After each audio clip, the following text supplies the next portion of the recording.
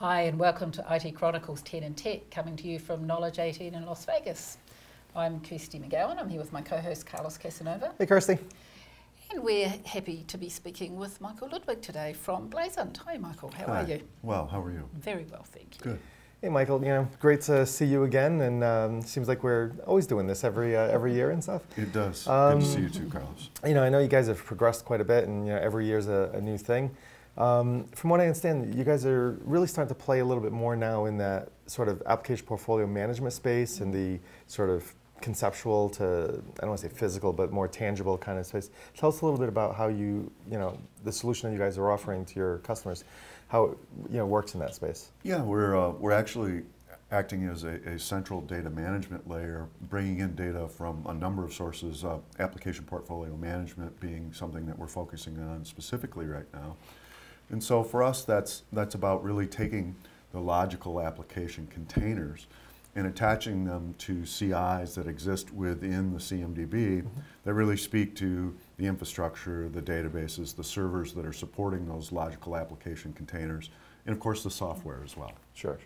So, a lot of people, and I had a conversation with someone the other day, are asking, how do we do this with this cloud thing? And it's still kind of goofy when I hear that.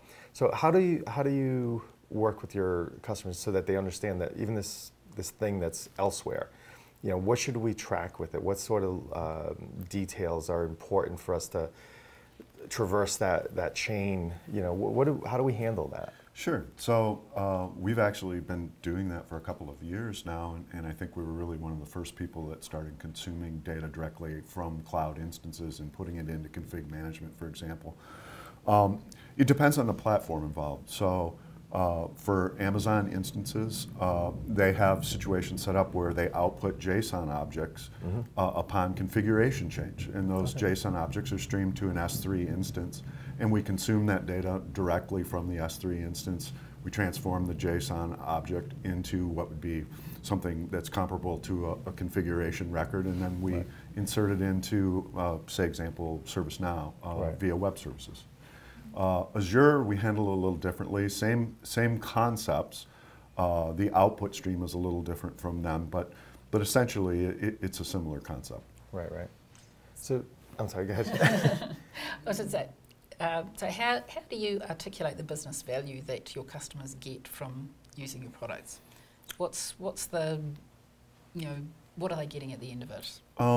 So visibility is probably a main focus, and quality data, and they can really tell because they have the ability to pass audits, for example, where they were struggling with minor details. Minor details. That's always good. But the business value really touches home in a number of different ways, but visibility is really the key. Right. Yeah. So on the visibility, is it really on the change side? Is it from a security perspective? The incident side, all of those, other areas, what are they really coming to you? What's the typical one that they're coming to you with? Right, so we touch obviously in all of those areas, and when I think about the representation, I think of it more from an analytics perspective. We're actually showing you process breakdown occurring within the analytics, and so that helps to go back, root cause analysis, and correct the process end of the problem. And that really leads to the quality of data that goes into the system, right? So the best software in the world, no matter how intelligent it is not going to make up for poor process. Sure. And so it's really the highlight of those process breakdowns. These things changed, but we don't see a change record against it. What happened? Right. We saw that change created an incident in this service, and you should have been aware of that because that item is associated to this service and to these other items, and yet you caused a fault in an adjacent item. Those kinds of things. Right. Yeah, the visibility is one thing that I've always spoken about, right? It's especially when you get into anything beyond a small organization. Once you get to medium, never mind a global entity, the information's there. It could be research. It'll eventually found. Obviously, speed is key. So how do they really leverage that, from a speed perspective? Again, because if they had plenty of time, they'd eventually find it. But I think you guys really offer an opportunity to say, not only a speed play, but also a narrowing down of where they need to do the research. Right. Because we're taking in data from so many different sources, it's really easy for us to do very quick correlations. And so we're leading them to root cause right out of the gate, essentially. So you're correct about the speed.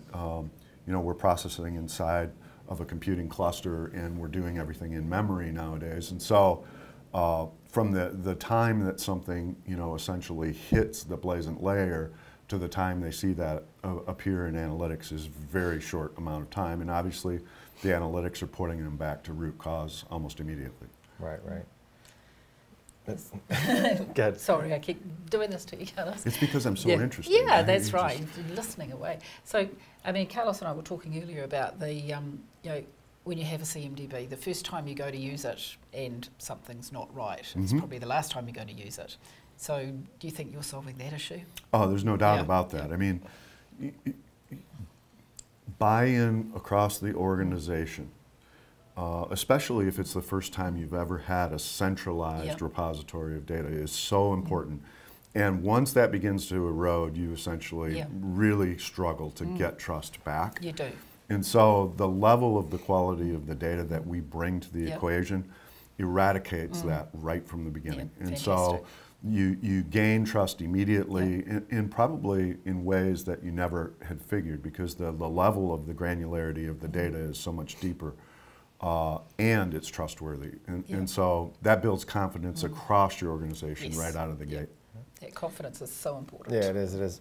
And as far as engaging with you guys, I know obviously you guys have been around for quite a while, delivering different, I don't say different solutions, because I mean the core has been there, the engine's been there for a while, and it's how you've been applying it. But in the last year or two, you guys have sort of changed in terms of the way that the customers can leverage your capabilities. It's not just the big install kind of thing. You're really giving them a lot more options now in terms of how they engage and really get the value out of that Blazent engine. Yeah, we have several different forms of the platform that they can come up in. Some people are still not hip to the cloud, so they want to go on-prem, and we understand that to some degree, given some of the constraints involved in certain organizations, particularly financial organizations. Yes. And so we offer on-prem. We offer, IBM Bluemix, stand up in Amazon, stand up in Azure. We have a number of different ways that you can engage with us from a platform perspective. Cool. Well, Michael, thank you so much for joining us. As always, it's great to hear the advancements that you guys are making. I think the key, we say it every time, is it's that data quality. When the data is either not there or questionable, as you mentioned, it really doesn't matter how good it is. And until we really get this, really ironed out, I think everything downstream is just going to continue to struggle. So, thank you. We wish you the best. Great. Especially from someone that works in that space quite a bit. I'd love to see more successes of these organizations. So, thanks for joining us. It's good to see you again, Carlos. It was nice to see you. Thank you.